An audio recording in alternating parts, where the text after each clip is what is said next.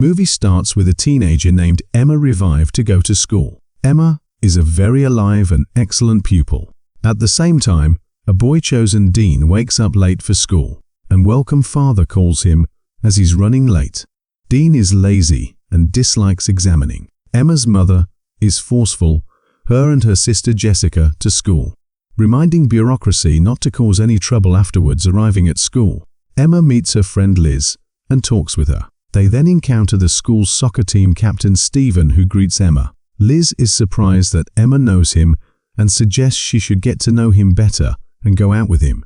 Later in class, the teacher tells them that the bus will pick them up early to take them on a trip to one of the islands where they'll spend 3 nights in work on their graduation project. After class, Emma and her friends talk, and Liz advises Emma to use the trip as an opportunity to get closer to Stephen. However, Liz notices Emma glancing at a boy named Dean, assuming she has feelings for him. Liz warns Emma that Dean is the weirdest guy in school, often sitting alone, having been expelled from several schools before Liz cautions Emma to stay away from him during lunch.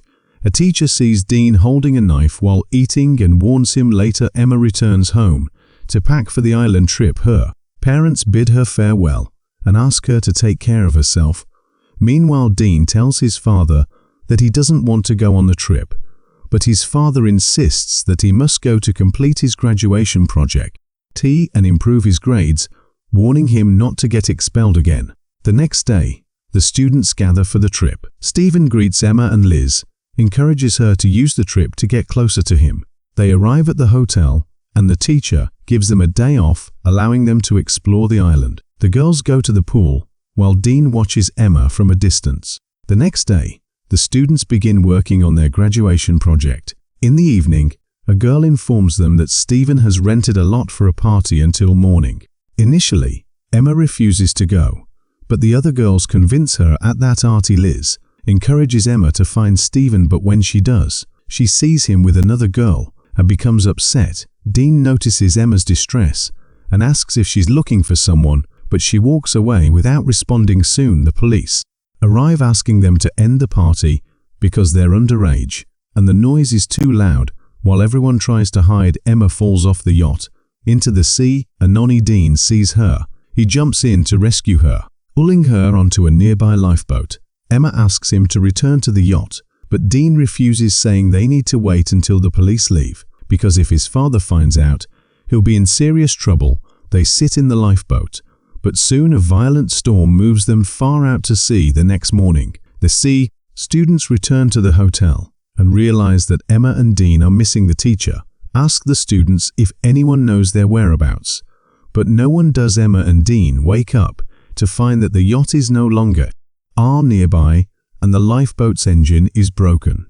Stranded concurrently with an activity, the ocean, they attempt to use their phones to internationally recognize signal requesting help, but neither a phone. Everything. Emma regrets going on the trip and is intensely saddened. Emma therefore spots an archipelago nearby and suggests they go skilled in hopes of finding help. Meanwhile, the undergraduates are worried, and the lawmen assure Emma's mom they'll search the nearby islands for the absent students. Emma and Dean reach the island and try to call for help, but their phones still don't work. Dean finds a flare gun in a box on the lifeboat and decides to use it at the right moment. Dean's father learns his son is missing and rushes to the school, where he meets Emma's mother. Together, they talk to the school principal, who reassures them that the police are searching everywhere and will find them soon. Emma and Dean explore the island looking for help.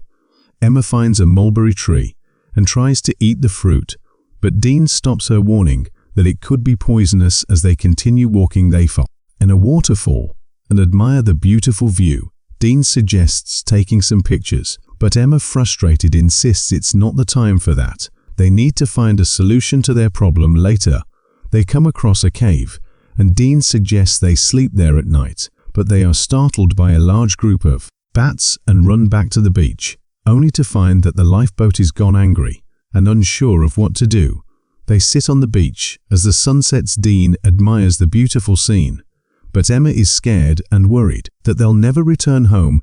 Dean tries to comfort her. Meanwhile, Dean's father and Emma's mother decide to for their children themselves. Emma finds some food in her bag, which she shares with Dean. As it gets cold, Dean gives Emma his shirt, and they talk.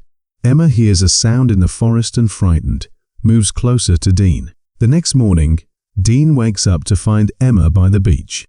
They swim in the sea together. At the same time, the school principal informs the parents that the police will search by plane once the storm clears. Dean's father offers the police money to speed up the search. Emma Seist calls her appearance asking about Emma, but they tell her they're still searching. Later, Emma and Dean explore the island for food, and Emma hears a noise in the forest. They decide to build a shelter from the trees to protect themselves from the cold and rain. While Dean is sleeping, Emma realizes how kind he is and feels safe around him. The next day, Dean finds Emma swimming at the waterfall, and she asks him to leave as she's swimming without clothes. Dean's father rents a private plane to see Arch for his son. They are accompanied by Emma's mother, but they still don't find them. After 30 days, Emma's mother is at home heartbroken, watching the news when she hears that the police have called off the search. Dean's father tries to comfort her, promising they will continue searching on their own until they find their children. Dean and Emma begin to lose hope of being rescued as time passes with no sign of boats or planes. One day, Dean spots human bones on the island, and Emma is terrified, fearing they might meet the same fate. Dean comforts her, assuring her that skilled families will never stop probing. Dean grows tighter to Emma, and they eventually start an idealistic relationship. The next era, Emma wakes up and panics when she doesn't visualize Dean, but she finds him digging a dent to bury the scaffolding they found. She's upset, accompanying him, but in just her leg, and accepts welcome help. Later, they swim in the cascade together. Dean confesses to Emma that he didn't attend his mother's funeral because he felt guilty about her death. He tells Emma his mother died in the car accident while driving him home from school. Emma comforts him, and they dance in the rain before becoming intimate again. Emma's mother visits the police, convinced they've been searching in the wrong area. She presents a map, explaining that the storm likely carried her children in the opposite direction, and requests that they restart the search.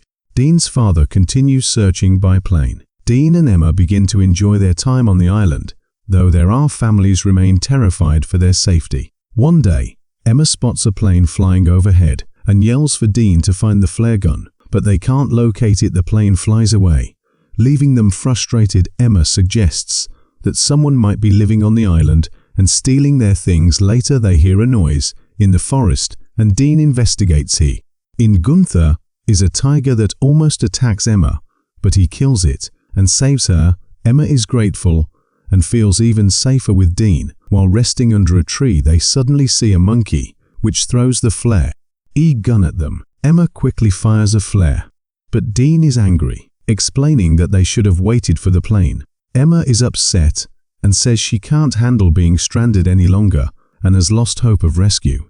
She later apologizes to Dean, telling him she couldn't survive without him on the island. Just then, they hear another plane approaching, and this time, they successfully fire the flare. The plane spots them and rescues them, flying them back to the airport, where there are families and immediate wait. Later that night, Emma hears a noise outside her window and sees Dean, who came to check on her after their first day off the island. Emma invites him to a party her mother is hosting the next day. At the party, Dean stands apart from the crowd, and Emma's sister urges him to confess his feelings before it's too late.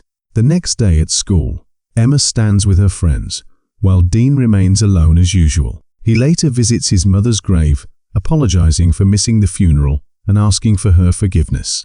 On graduation night, Emma attends the party, but Dean decides to stay home. His father tries to convince him to go, but he refuses. As Emma walks outside during the party, she sees Dean standing in the rain.